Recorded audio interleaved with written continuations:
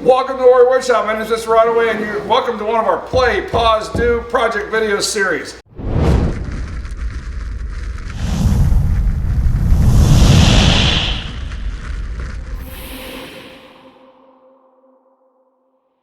What do we mean by Play, Pause, Do? Go down to the bottom of the screen and download our plans.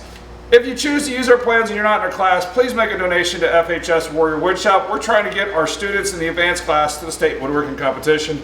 People go on Etsy and other sites and pay $2, $3, $5, $10 for plans all the time.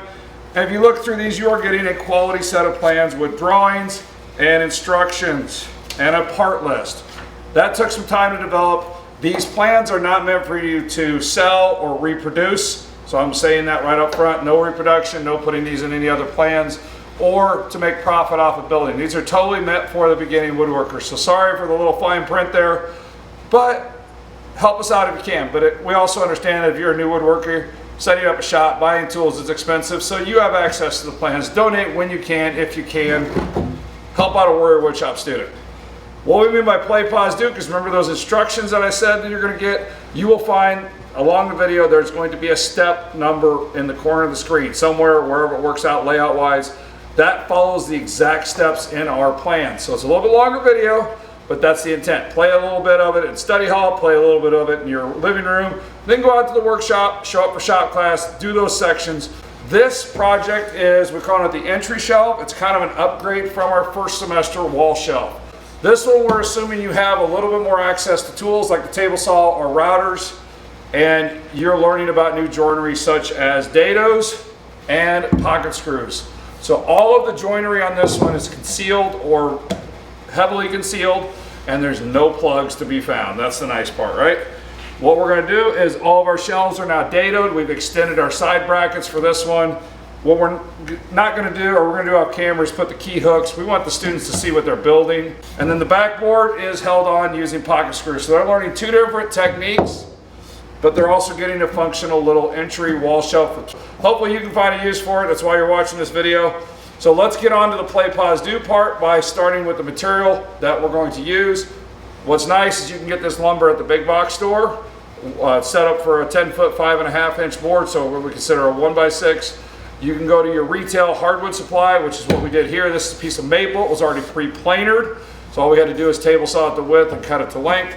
Or you can go to the sawmill and get your true rough lumber, where you have to do all the milling procedures, joinery, table sawing, and planering. So go out and get your lumber, play a little bit of this video, pause it, and head out to the workshop. So we're going to get started. Remember, in the Warrior Woodshop, if it's a long board, get a helper to cut. It's not that you can't carry it, but we don't want someone getting hit in the back of the head. So remember, 2 people on any board that's over 6 foot long. Regardless of what type of or style of lumber you start with, step number 1 is actually a good thing to do. And in our Warrior Woodshop classes, we want to make sure the students have the right amount of lumber. They're not going to waste a lot of excess lumber. Simple mistakes can be avoided by proper layout. So the first thing we want to do is mark out our pieces on our large board. How do you know where to start? And you should have had your part list checked by the instructor, so that way you can go from there. After your instructors double checked all your rough layout marks, head over to one of our crosscut saws and crosscut your pieces to rough length so we can have a good straight edge to work with. We're going to joiner one edge before we head over to the table saw to cut them to rough width. We're going to go ahead and cut to rough width. Make sure you got that jointed edge against the fence and get a table saw check if you're in the Warrior Woodshop from your instructor. At this point, we're going to table saw to about 1/4 to 1/2 inch wider than our final, so that way we can head over to the planer with the right amount of pieces and trim them up later. All right, now it's time to head over with that rough lumber to the planer so we can get all our boards down to uniform thickness. But we want to guarantee that we get exactly the same thickness on every one of our pieces, so this is done by sending them all through the planer before you adjust the handle, then do another pass until it meets that 3/4 requirement. We don't always trust the gauges on our planers because they get hit, knocked, adjusted. So we use a 3/4 gauge block, and as Goldilocks said in her famous book, it is just right. All right, it's time to start getting pieces cut to final width this time. Check your edge. You might need to head to the joiner if you got any rough edges or anything like that. Again, in the Warrior Woodshop, make sure your instructor double checks your setup, blade height, fence locked, all that good old safety stuff. Safety first, safety always.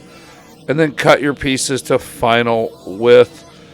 If you do happen to get a burn mark because you're using maple or cherry or other hardwoods, one little pro tip, you can cut or set your fence about a 30-second wider than your final width. Make sure you do this to all pieces. And then one pass on the joiner after the table saw will actually remove the burn mark much easier and more even than sanding. After you've table sawed your pieces to final width, it's time to head back to the crosscut saws and square up one end. In fact, in the Warrior Woodshop, it's suggested to mark that edge with a little X or something similar, so that way when you come back to it a day or two later, you know which one to measure from. All right, it's real tempting at this point to go ahead and grab that part list and cut everything to final length because you're right here at the saw. There's no one waiting in line. Your dado depths and your layout locations will determine the middle shelf exact size and the divider exact size. So all we're going to cut to final length right now is the two sides and the top shelf. We're going to do a little bit of layout from there. So reference off your squared up edge and set up a stop block. As long as they're the same, that's what matters. Stop block. After you cut the sides to length, proceed to cut the top to length also. No need for a stop block since it's only a single piece. All right, again, where it's a little more quieter, we did not cut the middle and shelf and divider or the backboard to final length because every time you make a cut, we've actually modified the dimensions. The computer and these plans drew them exact. I can tell by one of my marks that my sides might be a 1/16 too long, but they're both the same. That's all that matters. So we reference off of the same point, and we're going to be good to go. For step number 11, you're going to want to refer to the front and side views, so that way you can see where your layouts go. Okay, now is your time to determine the inside and the outside. We got our bottom marked, and our bottom marked. We're going to measure up 6 inches. And we're also going to put another mark at 6 3/4. 6 inches at 6 3/4. I like to put a little X in the middle there. This is where your square is important. Square them crossed. I like to put a couple X's so it makes it very obvious. And again, there's our bottom for reference. We're going to repeat that on the top shelf. Determine your front and your back. So we're going to put a little F to the front that way. We need to find the center, the way these are laid out. So it is 13.5 to the center. So we're going to go 3/8 left, 3/8 right. That's going to make our center divider.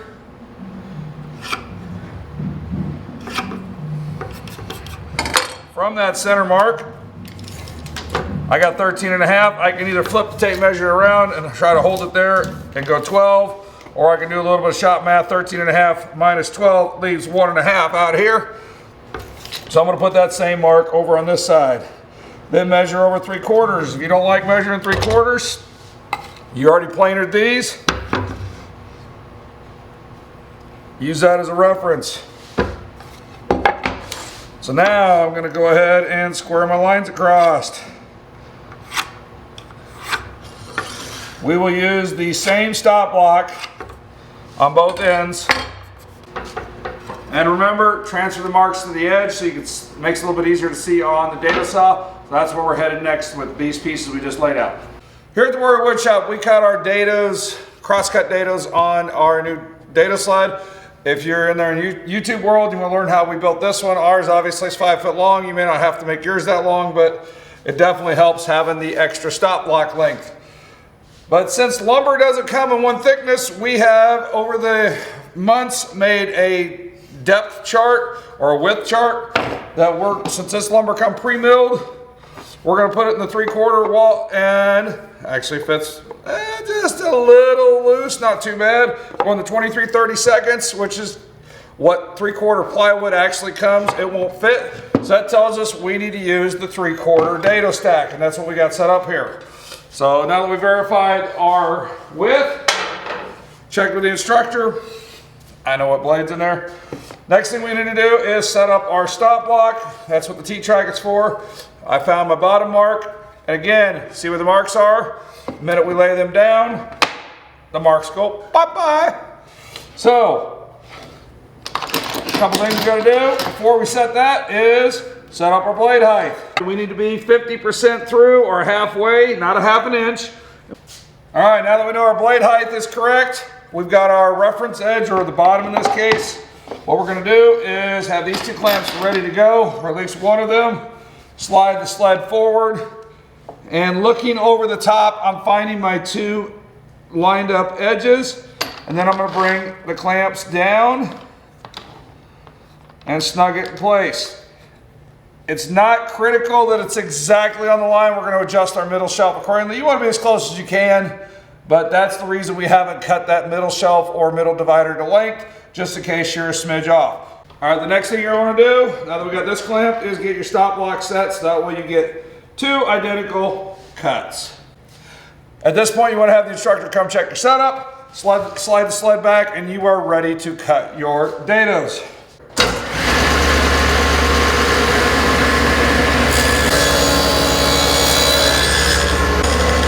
Done cutting, I can see the blade, go ahead and pull it back. Then I do what's called a cleanup pass. Make sure I got everything. Shut everything down and wait for it to stop. Safety first, safety always. For the few seconds it takes, all we gotta do is move our stop blocks out of the way. There's our cut. Position number 2 with our reference edge against the stop block. Clamp it into place. And we know these two are at the same place. So that gives us two identical stop side pieces, because remember, we took advantage of a stop block at the crosscut saw. We used reference marks, and if you happen to goof this step up, now's the time to fix it. But since my reference mark was there, these two match up exactly. You notice the blade height hasn't changed. All we're doing is reposition new board.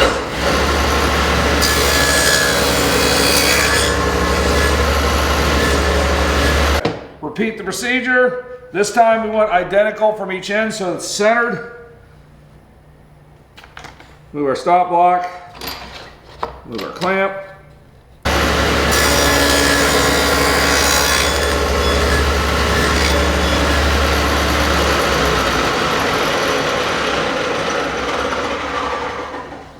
Now, don't touch the stop block. Flip it around. That way it's the same distance from the end. Make sure, again, no sawdust in any of the fences or stop blocks. And repeat.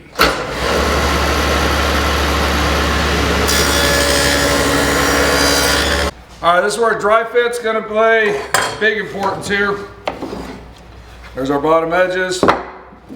Here is our top.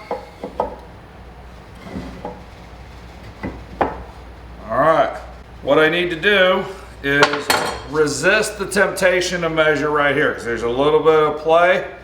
So what we're gonna have to do is measure at between the dados, so that's 22.5, right on the money what it's supposed to be. And we're gonna add our, we are 1/16 short of 3/8, not a big deal.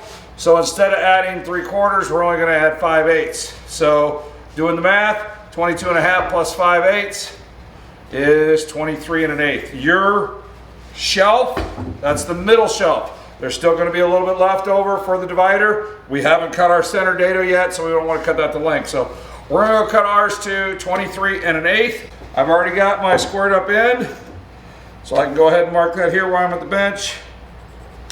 Square that line across.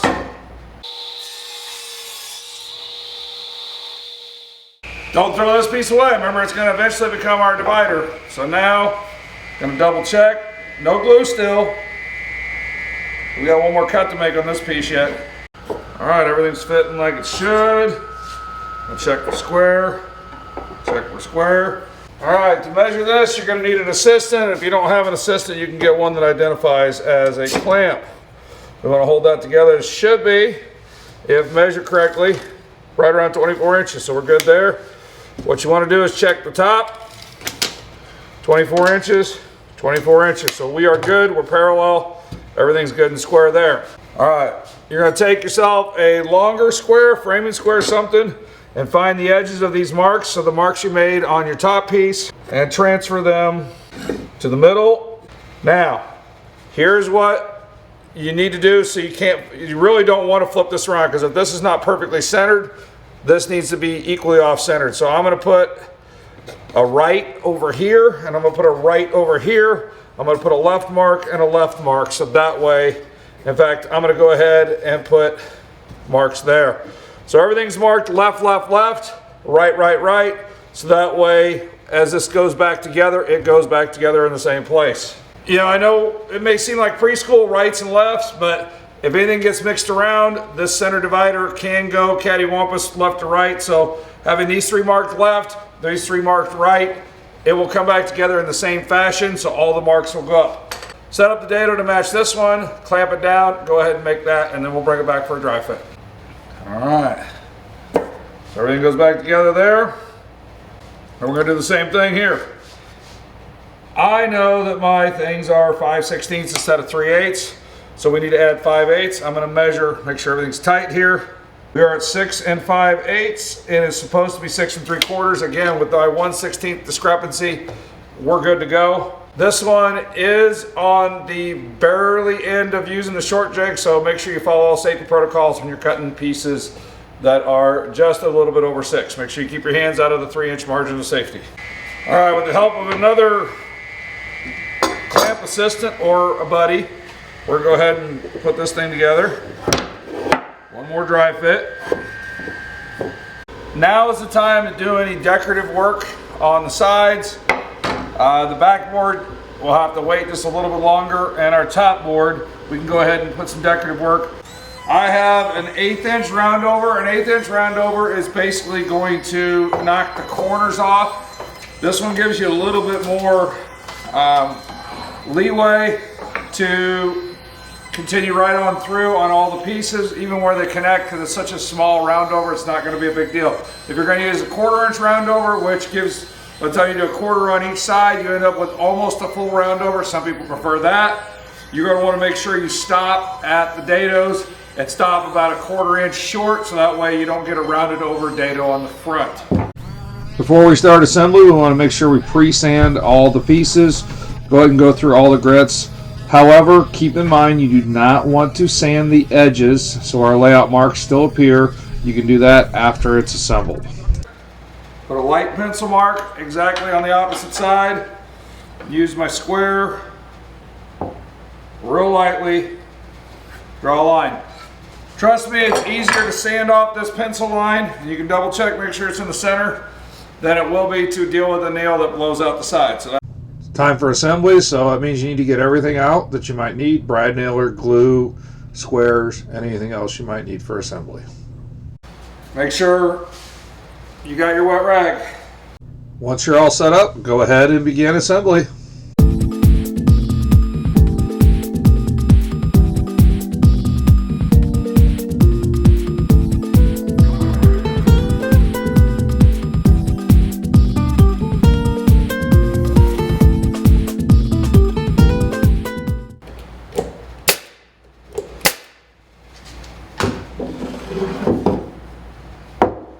Some would call that done.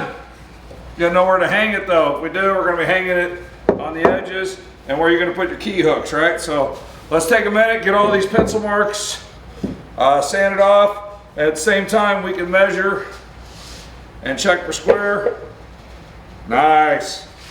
When you cut and measure accurately, everything comes out to be square. This one goes in between, so 22.5 by 5.5. You actually want a little bit of exposure at the bottom. If you try to make it match exactly and it's off just a little bit, everybody will notice. So give yourself that gimme room. It's one of those pro tip tricks. All right, got that cut. Let's do a dry fit. This goes at the back. See it on camera? Nice. I apologize, I did it without even thinking. I forgot to film. Went ahead and drilled our 2 pocket screws on each side. Those are going to go towards the back. I'm going to take a minute and router the bottom edge. Again, that design is up to you. Just the bottom edge.